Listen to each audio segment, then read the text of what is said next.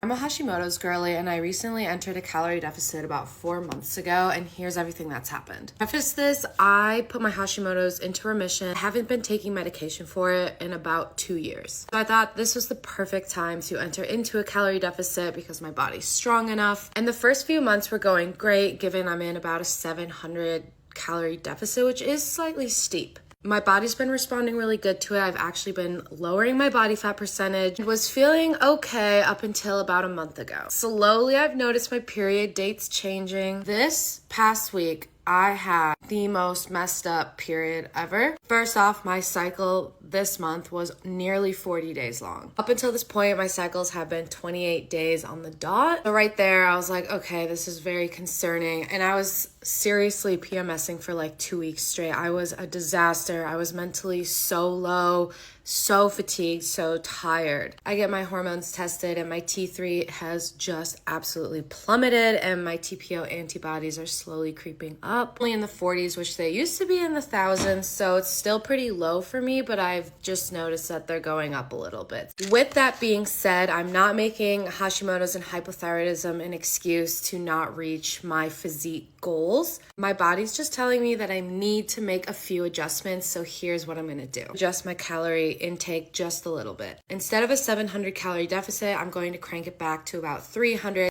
The next thing I'm going to do is I'm going to start supplementing with an over-the-counter natural desiccated thyroid. This is to help with my thyroid levels and my energy levels. I don't take medication. I don't want to ever take medication again. This over-the-counter NDT works great. It's bovine instead of porcine, and personally, I didn't do very good on porcine or prescription options because it always sent me into hyperthyroidism. And I plan on only using this until I reach my goals. The last thing I'm going to do is definitely just reassess my foundations. Am I getting enough sleep? Am I reducing my stress, being resilient to it? I'm going to reassess a lot of those things.